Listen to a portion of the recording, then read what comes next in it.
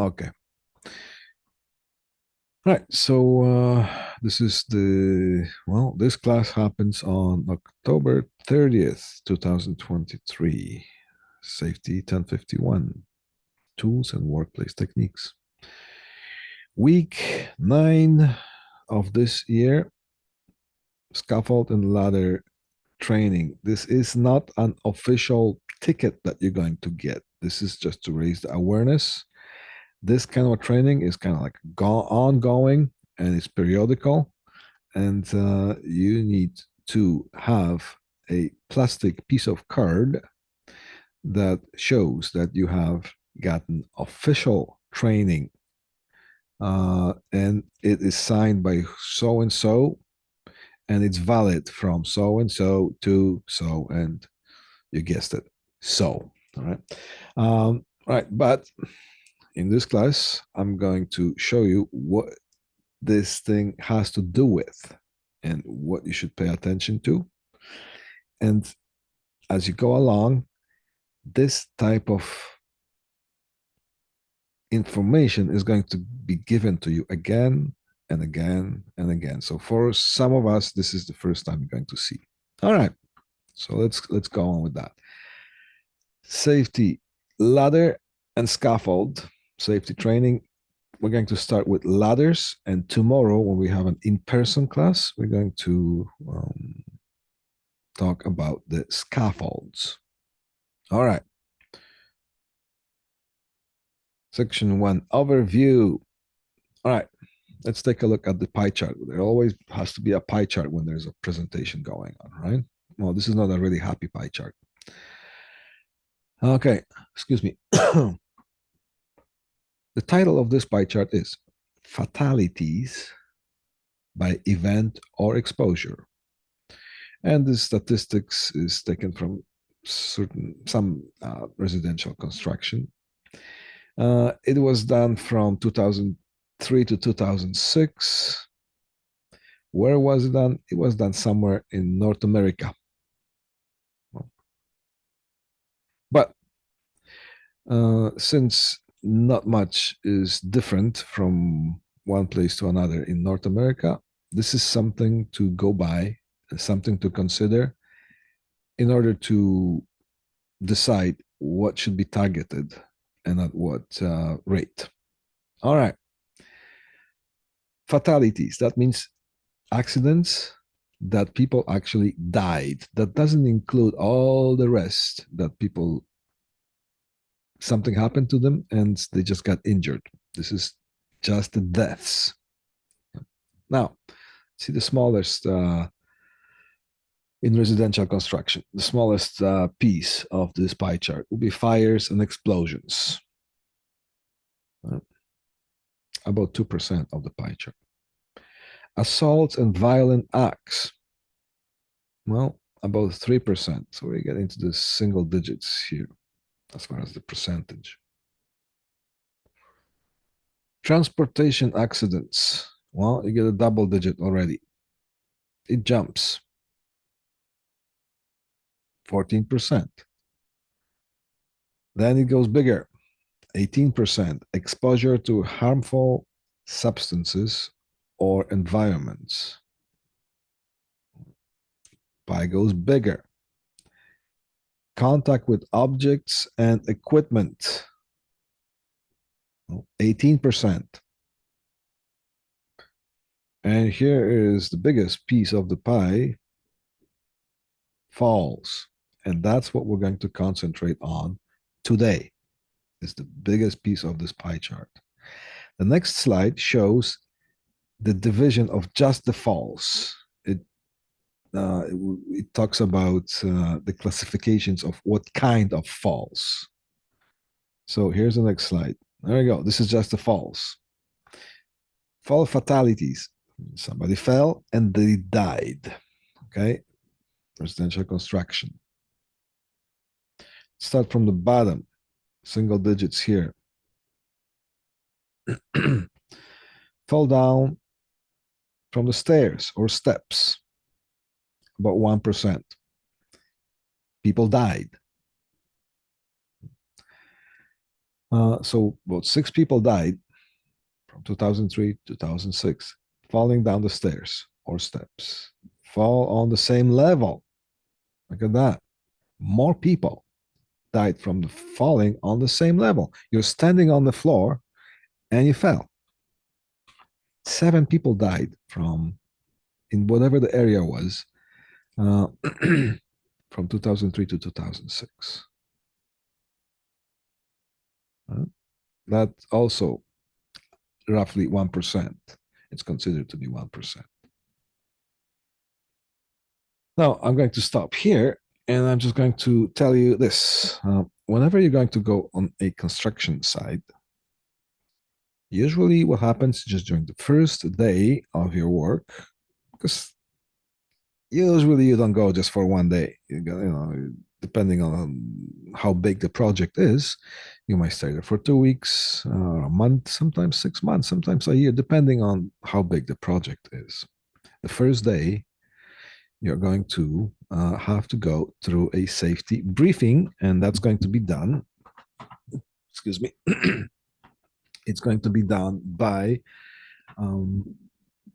the safety officer that is designated by the general contractor, which is the contractor who takes care of that project. During that day, you're going to listen to some lectures, maybe some PowerPoint presentations, maybe some discussions. You're going to see some videos. And at the end of the whole safety briefing, which usually takes better part of the day, you're going to have to present that you comprehend. So they might have a little discussion with you just to make sure that you understand what's going on, and or just a little, maybe a few questions on piece of paper that you're going to have to in the form of a quiz or so on. In one of those briefings, it was I believe that was the St. Joseph Hospital in Hamilton, Ontario. Uh, yeah, I think that was it. The safety, I forgot what the company was, the construction company. It's I know it's like yellow and green colors. I forgot the name of it. Anyways, it's a considerable, huge construction company. One of the questions that I was asked, at what height do you have to be for you to be considered? Somebody turn on the microphone. Please turn it off. All right. It happens. Yeah, somebody's still on sound.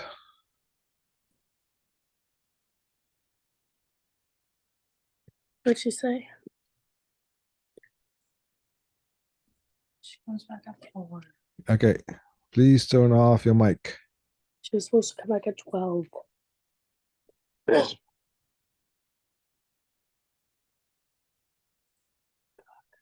There you go. Can you still hear me? Go on chat. Okay, good. I just did the muting here. All right.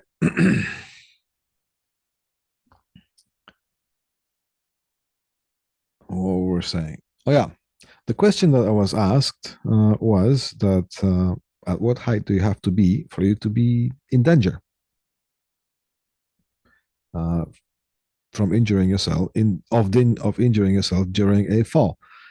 My answer was you could be sitting in a chair, and if you fall down the wrong way, you can actually get yourself hurt or die.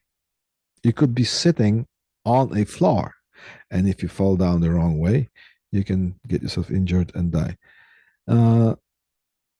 Well, I was happy to see that the safety officer was happy to hear me saying that. Okay, so yeah, it's true.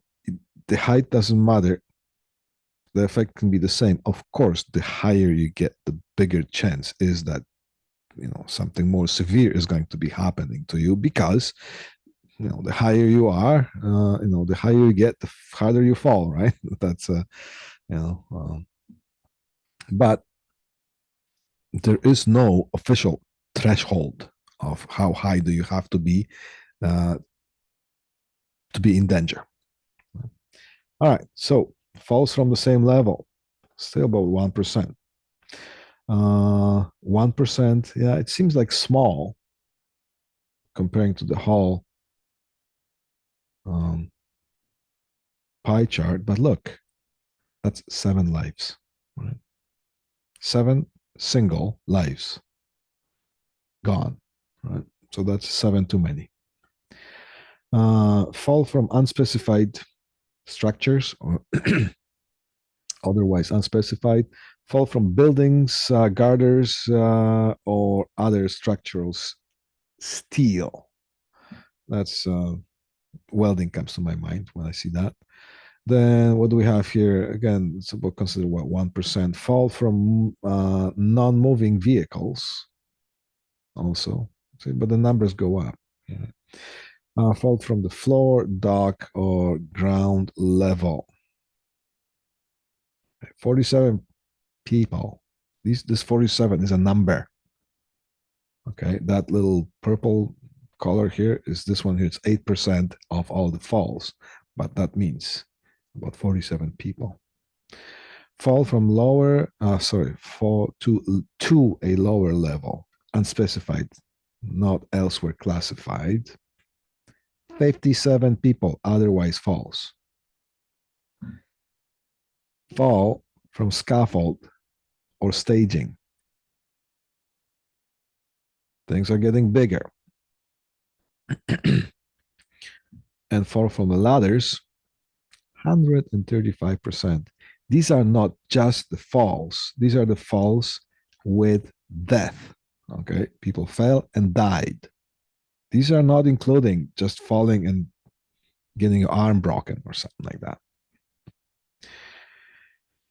The biggest piece of the pie chart is 40%, which would be the falls from the roof.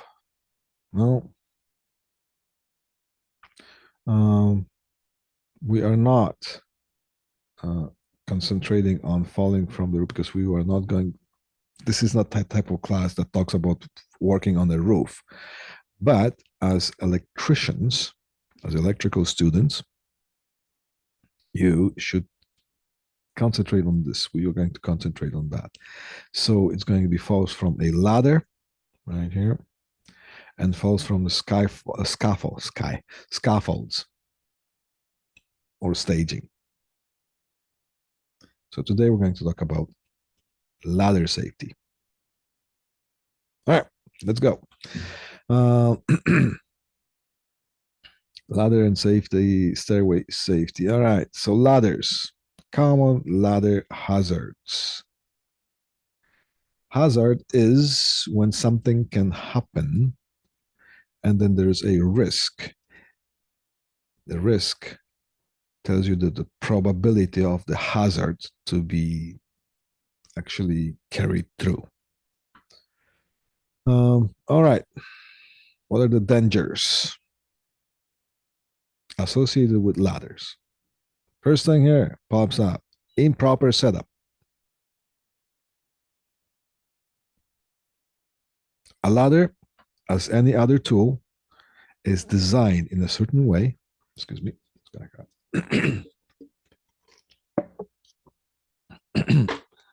Sorry.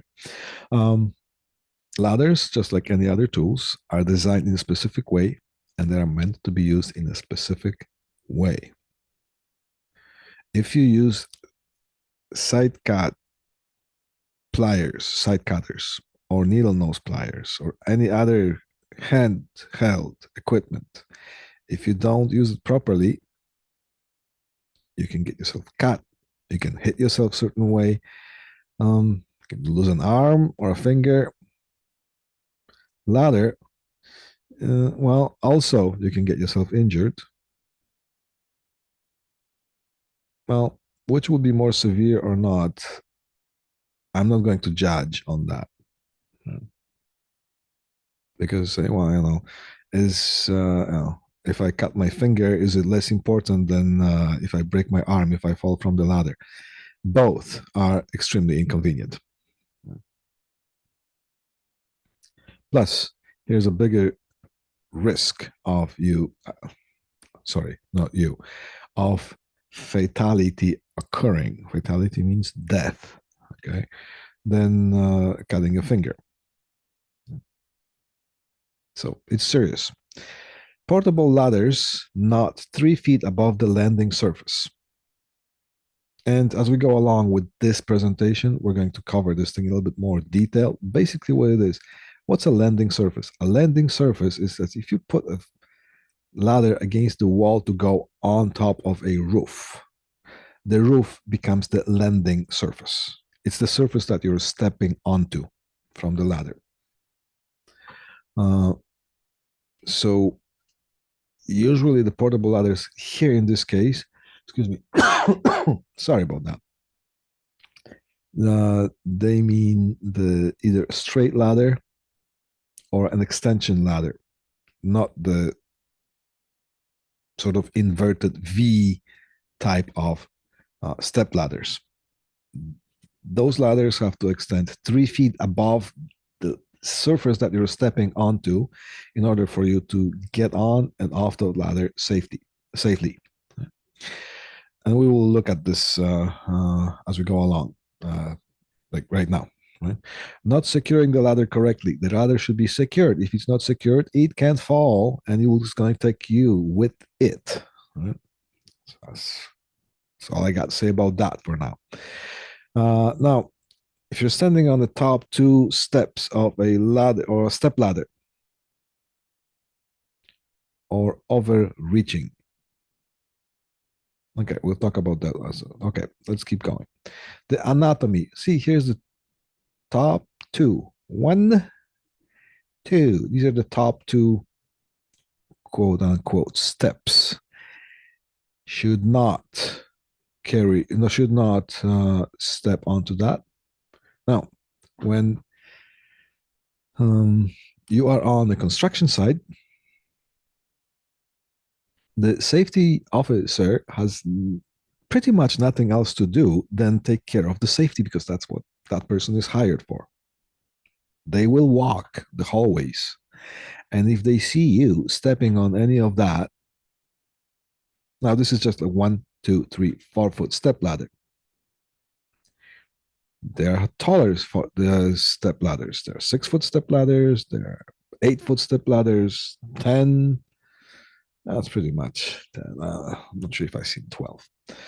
You should not stand on this. You should not stand on. If they see you standing on that, they will remove you from the site, and with all kinds of letters, or one kind of a letter to your boss that you were removed from the site because of unsafe practices.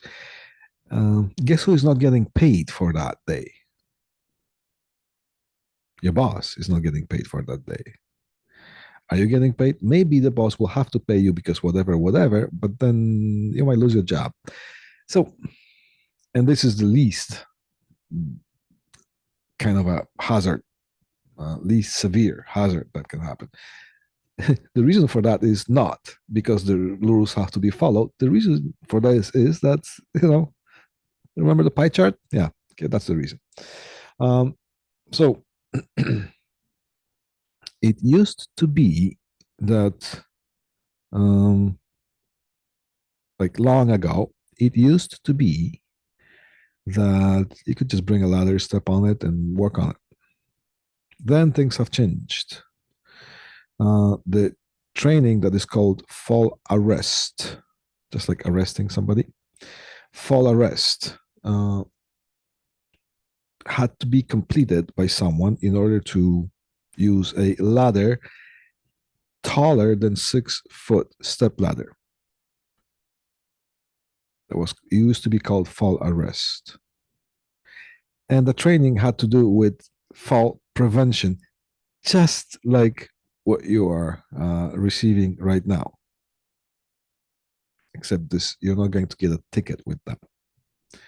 This is awareness. Later on, It's an ongoing process. You will be going through this thing again and again, and it will have to be done periodically, and the training will expire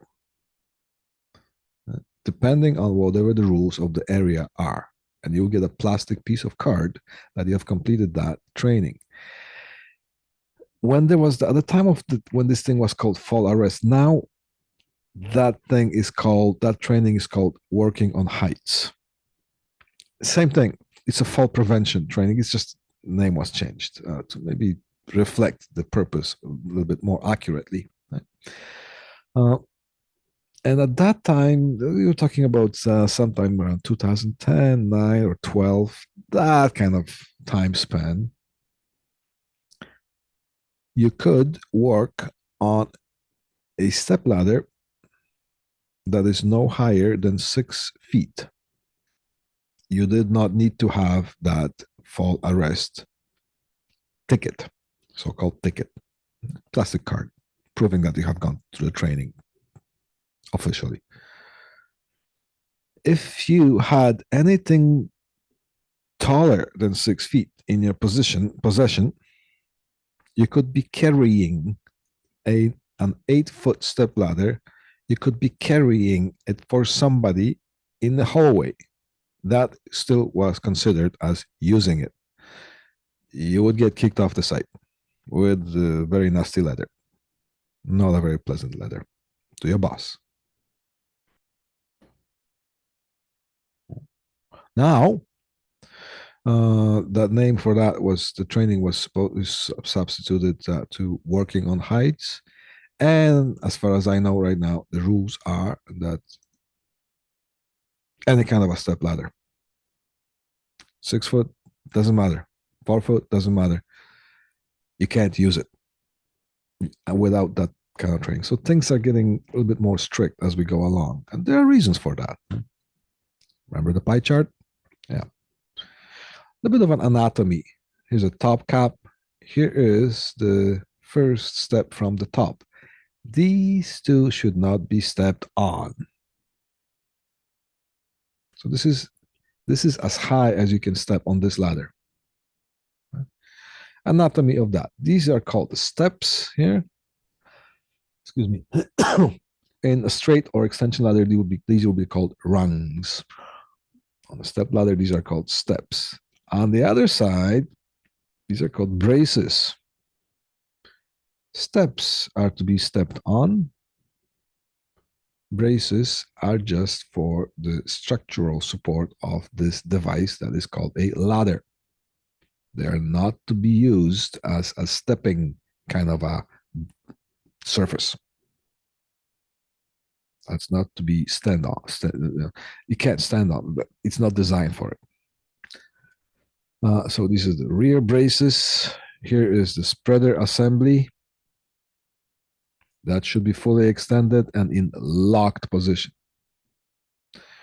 And here is the pail shelf. This little shelf is called a pail shelf.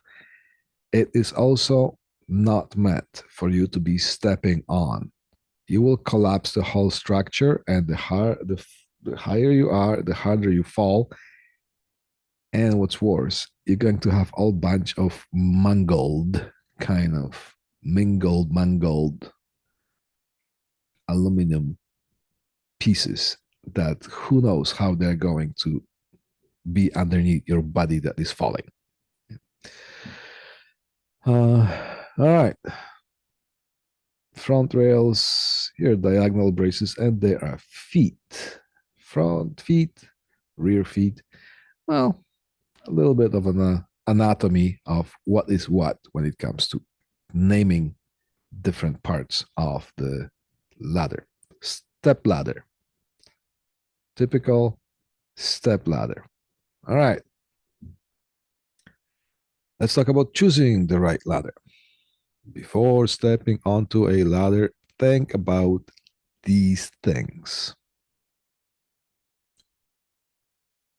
And those would be, this will have to do with the stickers that are on the ladder, the type of rating, we'll talk about that.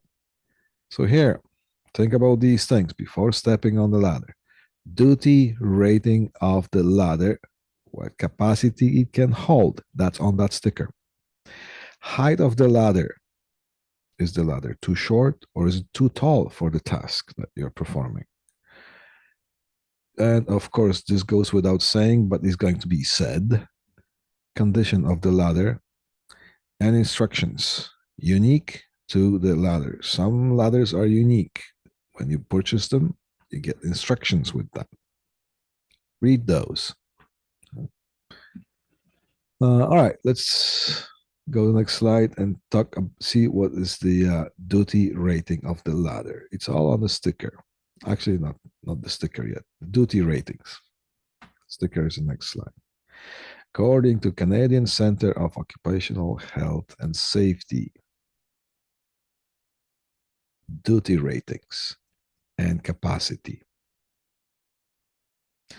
Select a ladder with the proper duty rating for your weight and the materials you're handling.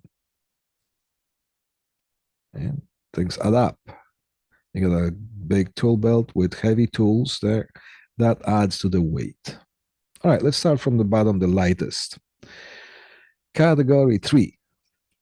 Excuse me. And see, we'll talk about different categories. Next semester, we'll be talking about the categories of the data cables. These are not the categories. Earlier in September, we talked about the categories of metering devices. What category of a meter or a multimeter is it? As far as the severity of the voltage or power that is dealing with. That's not the category. These are the categories that have to do with the ladders. So category 3 is considered to be a light duty for household type of tasks. You want to change a light bulb once every 6 months or something. Yeah, okay. Or is it okay? It is rated for 200 pounds. I can't use that ladder, even in a household. All right. Be quiet. All right. Now, here's the category 2. It's considered a medium duty, and that can be used in a commercial setting. It's rated for 225 pounds, 225 pounds. I can't use that. I mean, I could just to go up and down, but it is with your body and the materials you're handling. So if I have a light bulb to change, if I step on that thing by myself, I might be okay. But as soon as I get the light bulb in my hand, it's me and the weight of the light bulb. Maybe I can't use, maybe I cannot use this ladder. All right. All right. Now, here's category 1, considered heavy duty. And this is the one that you probably want to have as your go-to ladder, be it a 6-foot step ladder or a 8-foot step ladder. That would be the two most popular ones if you're doing any kind of work, electrical, data. Otherwise, you'll probably have something like a 6-foot step ladder, 8-foot step ladder, maybe 10-foot step ladder as well in your so-called arsenal. That will be on the roof rack on the top of your van. You're probably going to have 20 feet extension ladder, maybe some longer, sometimes depends, but 20 feet is the most convenient one for the most part. And you might have a couple of stepping stools, like 4 foot, 2 feet, or something like that. But that's the one. Now it's heavier to carry because it's heavier ladder than the medium duty in a commercial environment, which is still okay, but this one is going to probably last the longest. A little heavier to carry, but it's sturdy thing and it doesn't deteriorate as fast as this. Then we're dealing with some extra heavy duty for industrial, excuse me, environment. And so that'll be the single A, and there'll be a double A, special duty rugged.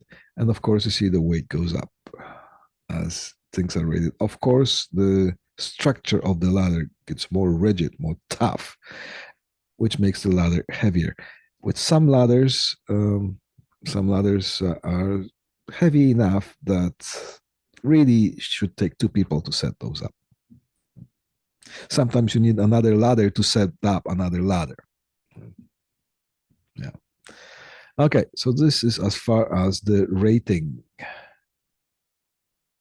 according to capacity of the ladders. Where can you see that?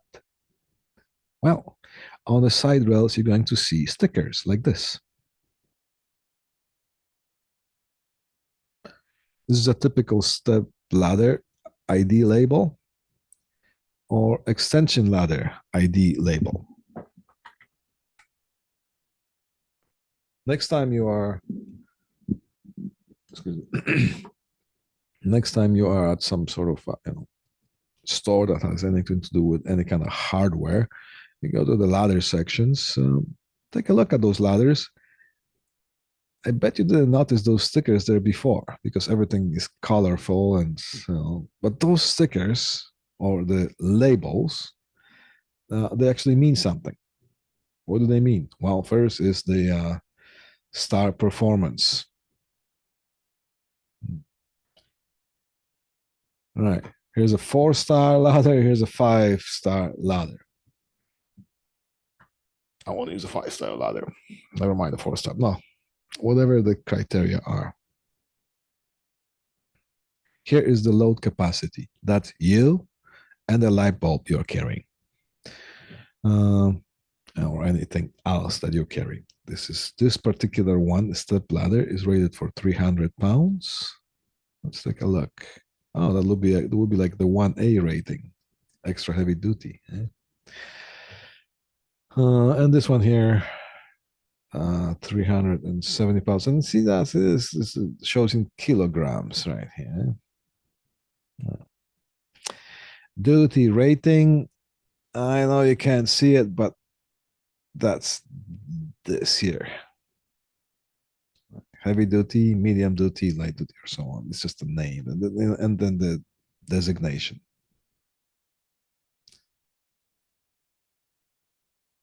Now, maximum reach. That's arbitrary, but well, sort of arbitrary because, for example, you should be stepping. This is based on you stepping on this here, this second last,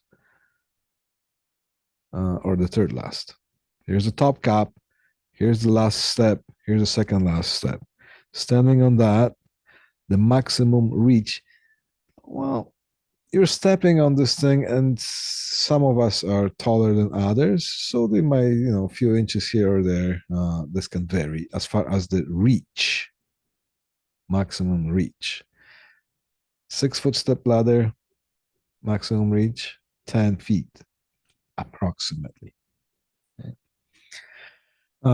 Highest standing level, which would be if you're standing on this thing here, that will be the height. Now, of course, this is 1, 2, 3, 4-foot step ladder because the steps or the rungs in the straight ladders are separated by 1 foot.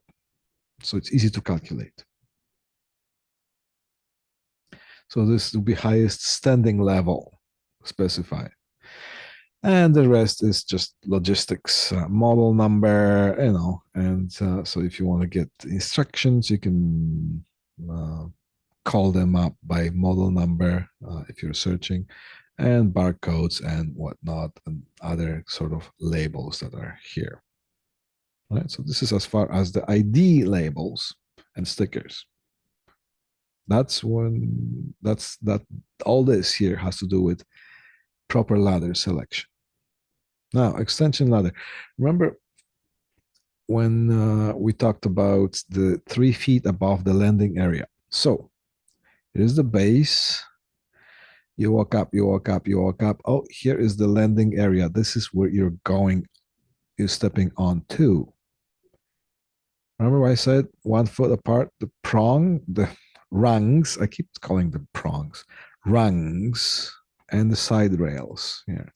So the rungs are separated by 1 foot. 1, 2, 3, and then it's and some little bit, because this is landing at an angle, right? Above the landing surface. So you can comfortably get off the ladder and onto the ladder when you're traveling from to and from the landing surface. And this is something that's called an extension ladder. See, here's the base section, and here's the fly section.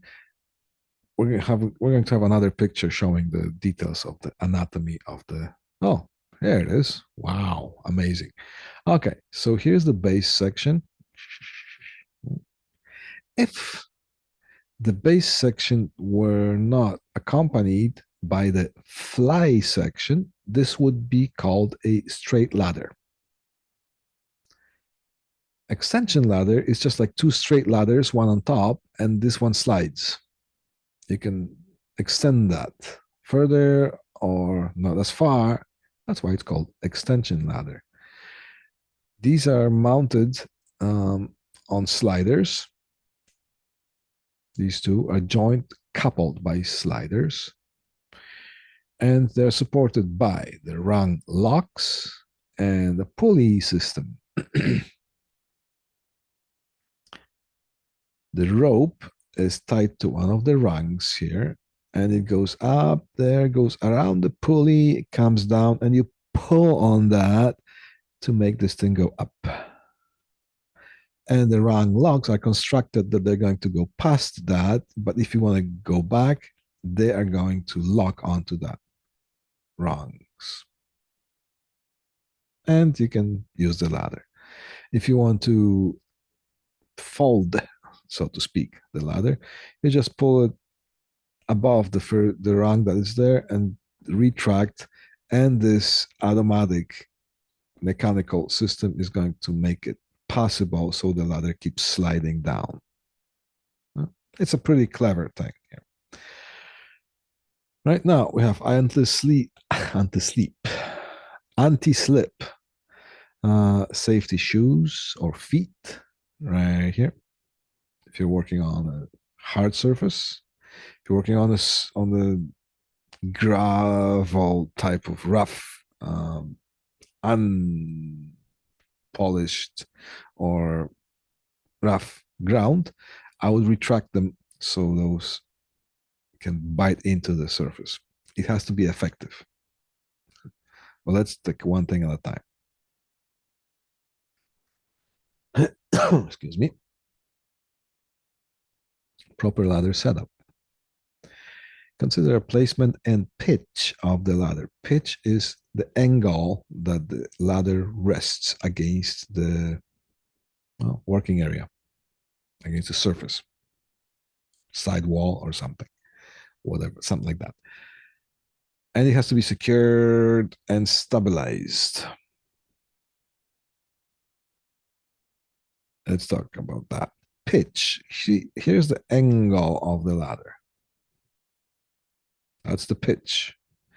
If the pitch is too high, which means the ladder would be standing closer to that, the base would be too close, then as you're climbing, at some point you're going to disturb the equilibrium or the balance of the weights. And the forces that are acting on the ladder could be pulling it more towards that way than towards this way.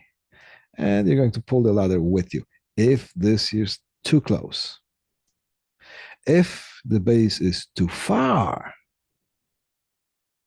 from the structure, then of course it's going to slide down, slide out under your weight.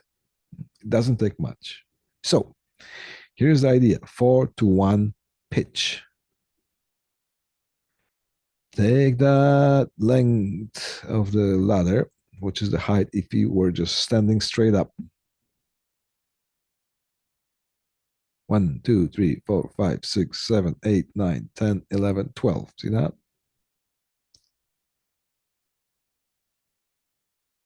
Divided by 4. So 12 footstep ladder should be 3 feet away because 12 divided by 4 is 3. That's the best optimal distance from the area here. If it were 20 feet high, 20 feet divided by 4, 5 feet, it will have to be 5 feet away from that in order for this thing to be properly and safely set up as far as pitch is concerned. Remember, 3 feet above the landing area. When accessing another level, ladder must extend at least 3 feet or 0.9 meters above the landing to provide hand hold for getting on and off the ladder. You know, simple, right? And it has to be secured. Extension ladder should be secured at the top. And this one says extension ladder should be secured at the top or bottom to prevent movement, sideways or otherwise. Yes, I know it says top or. It says or, top or bottom. But I'm going to ask you to consider the word and instead of or. It has to be secured at the top. It has to be properly secured at the bottom.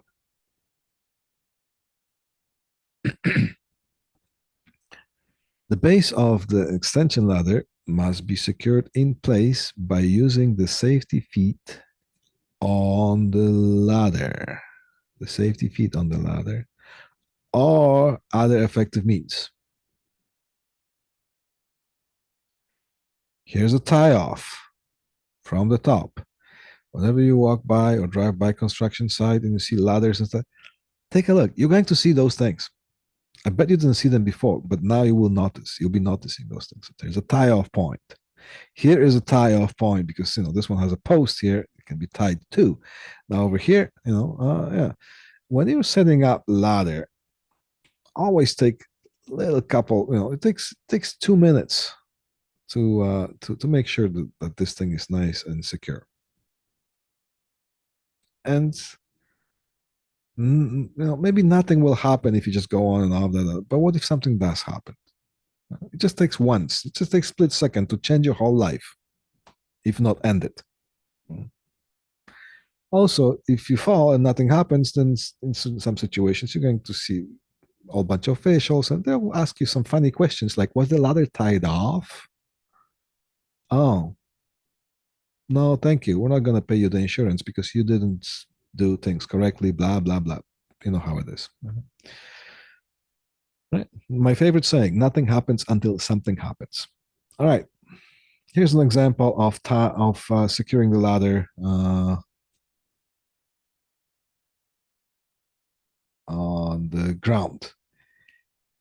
Here's a tie-off here on the ground. Notice that these feet are retracted because of the type of the ground. It would be counterproductive if you had them extended because this could create an unstable situation. If you have a hard surface, yes, this anti-slip feet would actually be beneficial.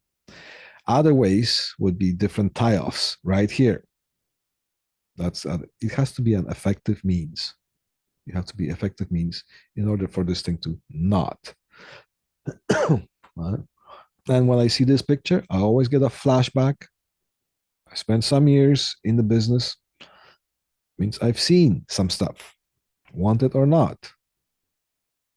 Yes, there was a situation that I witnessed, somebody falling from the ladder.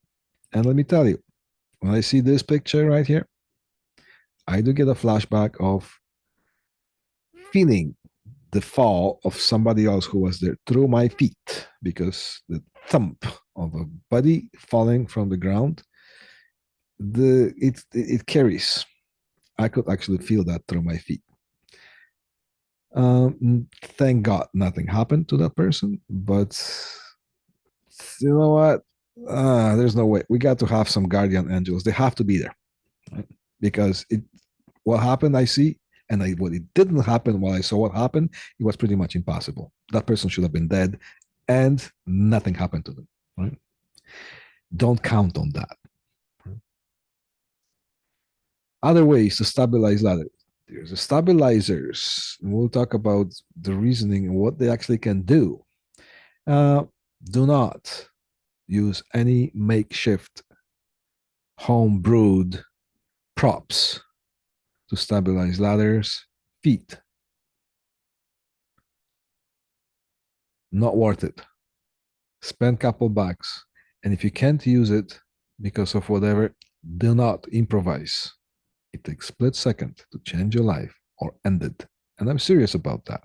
I know it's not a pleasant thing for me to say, but you gotta hear that in order for this not to happen to you. Step ladders. Fully extended. And here the cross braces. Locked.